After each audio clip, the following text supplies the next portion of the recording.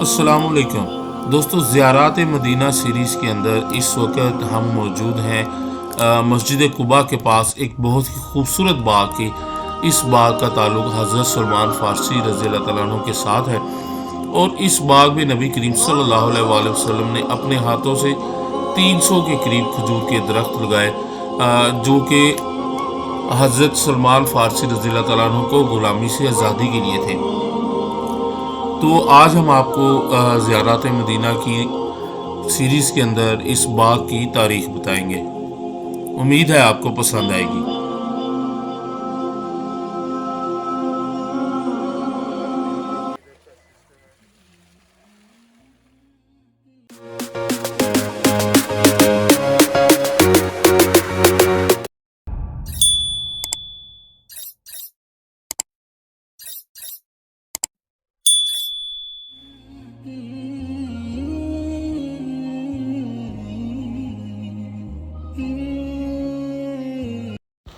السلام علیکم دوستو، آج ہم آپ کو سیر کروائیں گے مدینہ شریف میں موجود ایک بہت ہی خوبصورت زیارت کی۔ دوستو، یہ زیارت حضرت سلمان فارسی رضی اللہ تعالیٰ عنہ کا باغ ہے۔ دوستو، حضرت سلمان فارسی رضی اللہ تعالیٰ عنہ کا تعلق ایران سے تھا، جہاں پہ وہ ایک انتہائی مالدار شخص کے گھر میں پیدا ہوئے، اور وہ ان سے بے انتہا محبت کرتے تھے اور ان کی حفاظت کرتے تھے۔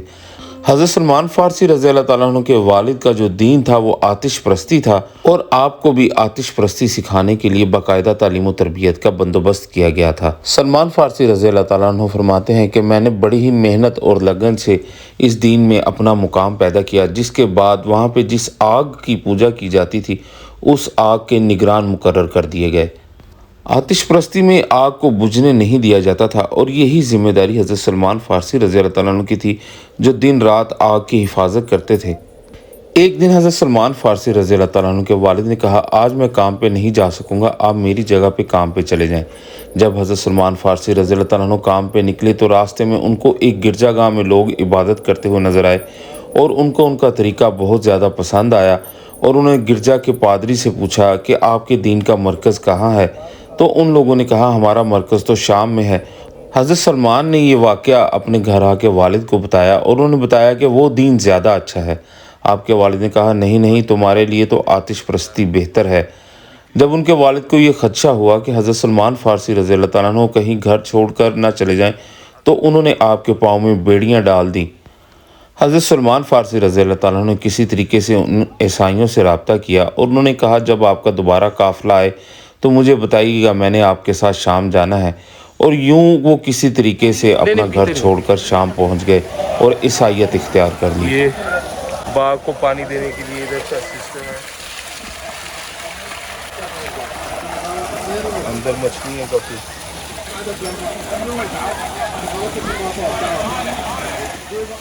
دوستو، آپ 2 یا 3 عیسائی پادریوں کے بعد رہے، جن میں آخری پادری جو ہے اس کا تعلق عراق کے علاقے موصل سے تھا۔ موصل کے اس پادری کا جب آخری وقت آیا تو آپ نے اسے کہا، اب مجھے بتاؤ میں کہاں جاؤں؟ وہاں سے آپ ایک پادری کے بعد نسیبین گئے، اور نسیبین سے آپ کو آگے غموریہ میں ایک پادری کے پاس بھیجا گیا۔ جب اس پادری کا آخری وقت آیا تو آپ نے اس سے پوچھا، اب میں دنیا میں کس کے پاس جاؤں؟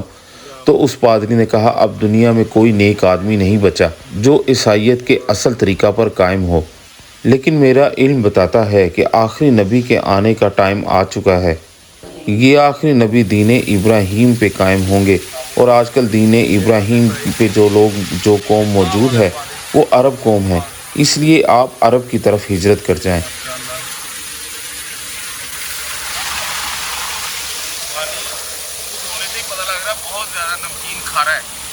اس پادری نے آپ کو آخری نبی کی چند نشانیاں بتائیں اور دنیا سے رخصت ہو گیا۔ دوستو، حضرت سلمان فارسی رضی اللہ تعالیٰ عنہ نے وہاں سے مدینہ سے آیا یہودیوں کا ایک بنو کلب کا قافلہ ڈھونڈا، اور ان کے ساتھ آپ مدینہ میں تشریف لے آئے۔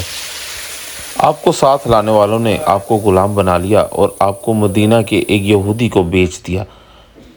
حضرت سلمان فارسی رضی اللہ تعالیٰ عنہ فرماتے ہیں، جب میں مدینہ شریف میں آیا تو مجھے اس پادری کی بتائی ہوئی علامات میں سے یہ جگہ ہو بہو انہی علامات پہ پوری اترتی نظر آئی، اسی لیے میں یہیں پہ ٹھہر گیا۔ انہی دنوں میں نبی کریم صلی اللہ علیہ وآلہ وسلم ہجرت کر کے مسجد قباء تشریف لائے، तो हज़रत सलमान फ़ारसी रज़ी अल्लाह ताला अन्हु पादरी की बताई हुई निशानियों को चेक करने के लिए आपकी खिदमत में हाजिर हुए। पहली निशानी जो उन्होंने बताई थी वो ये थी कि ये नबी सदका का माल नहीं लेंगे। हज़रत सलमान फ़ारसी रज़ी अल्लाह ताला अन्हु जो भी उनके पास मौजूद था ले गए और नबी करीम सल्लल्लाहु अलैहि वसल्लम को फरमाया ये सदका है, कबूल फरमाए। आप सल्लल्लाहु अलैहि वसल्लम ने ये वसूल किया और सहाबा किराम में तकसीम कर दिया और ख़ुद नहीं खाए। फिर दूसरी निशानी के लिए आप दोबारा नबी करीम की खिदमत में हाजिर हुए और खजूरें पेश की और फरमाया ये हदिया है। तो नबी करीम सल्लल्लाहु अलैहि वसल्लम ने वो हदिया ख़ुद भी खाया और सहाबा में भी तकसीम फरमाया। तो इस तरह ये दूसरी निशानी भी पूरी हो गई कि नबी करीम सल्लल्लाहु अलैहि वसल्लम सदका नहीं खाएंगे, हदिया खा लेंगे। दोस्तों इसके बाद जो आखिरी निशानी बचती थी पादरी के मुताबिक वो यही थी कि उनके सीने के दरमियान मोहर नबूवत होगी। सलमान फ़ारसी रज़ी अल्लाह ताला अन्हु फरमाते हैं कि एक दफ़ा नबी करीम सल्लल्लाहु अलैहि वसल्लम एक जनाजा में, एक सहाबी के जनाजा में शिरकत करने के लिए मौजूद थे। तो मैंने आपसे सलाम किया और आपकी पुश्त की जानिब घूम गया तो आप समझ गए और आपने अपनी कमर से कपड़ चादर मुबारक हटाई तो नीचे मैंने मोहर नबूवत को देख लिया। तो मेरे खुशी से आंसू निकल आए और मैंने मोहर नबूवत को चूमना शुरू कर दिया। नबी करीम सल्लल्लाहु अलैहि वसल्लम ने आपको सामने बुलाया और मैंने इस्लाम कबूल कर लिया और उसके बाद मैं अपनी ग़ुलामी के कामों में मशगूल हो गया और एक यहूदी के बाग में नौकरी करने लगा। नबी करीम सल्लल्लाहु अलैहि वसल्लम ने आपको हुक्म दिया कि आप अपनी यहूदी आका से अपनी रिहाई का मामला तय करें। तो यहूदी क्योंकि इस्लाम का दुश्मन था तो उसने सख्त तरीन शराइत रखी। अव्वल ये कि उसको 40 ओकिया सोना दिया जाए जो उस दौर में काफ़ी ज़्यादा सोना बनता था, या उसको 3 खजूरों के ऐसे दरख्त दिए जाएँ जो फल देने के लिए तैयार हों, जिसका मतलब था कि काफ़ी अरसे तक उनको मज़ीद ग़ुलामी करनी पड़ेगी। तो दोस्तों नबी करीम सल्लल्लाहु अलैहि वसल्लम ने अपने हाथ से 300 के करीब दरख्त इस जगह पे लगाए और नबी करीम का मौजज़ा ये हुआ कि वो तमाम दरख्त उसी साल फल ले आए। अमूमन खजूर के दरख्तों को फल देने में काफ़ी ज़्यादा वक्त लगता है। इनमें से एक दरख्त कहते हैं फल नहीं ला पाया तो मालूम हुआ कि वो हज़रत उमर फ़ारूक रज़ी अल्लाह ताला अन्हु ने लगाया हुआ था। नबी करीम ने उस दरख्त को निकाल कर दोबारा लगाया और वो दरख्त भी उसी साल फल ले आया। और ये भाई इधर खजूरें बेच रहे हैं, इसी बाग की खजूरें हैं। भाई बता रहे थे कि मदीना शरीफ में इतनी खजूर होती है कि इन लोगों के पास एक्सपोर्ट करने के बाद भी इजाफी बढ़ जाती है। तो अल्लाह के नबी का फैज़ान है यहाँ पे। इसी दौरान नबी करीम सल्लल्लाहु अलैहि वसल्लम को माल गनीमत के तौर पर सोना मिला तो आपने वो सोना अपनी तरफ से यहूदी आका को अदा करवाया हज़रत सलमान फ़ारसी रज़ी अल्लाह ताला अन्हु के हाथ, और यूँ आप इस एक यहूदी की ग़ुलामी से निकल कर नबी करीम सल्लल्लाहु अलैहि वसल्लम की सोहबत में आ गए और आपको आज़ाद कर दिया गया। दोस्तों ये वही बाग है। खजूरों को ये सैराब करने के लिए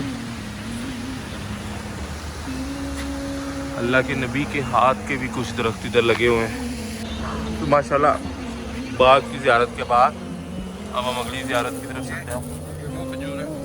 ये वो खजूर इसी बाग की है, हज़रत सलमान फ़ारसी रज़ी अल्लाह ताला के बाग की, जो काफिरों के चैलेंज के ऊपर नबी करीम सल्लल्लाहु अलैहि वसल्लम और बगैर कुट्टी के ये खजूरें हैं, क्योंकि काफिरों ने जब रात को बाग लगाया गया तो उसकी कुट्टियाँ जो है रात को निकाल के ले गए थे। तो दोस्तों ये थी मदीना शरीफ में मौजूद ज़ियारत हज़रत सलमान फ़ारसी रज़ी अल्लाह ताला अन्हु का बाग।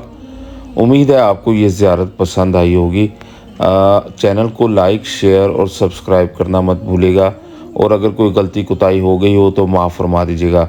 हाजिर होंगे एक नए वीलॉग के साथ। अल्लाह हाफ़िज़।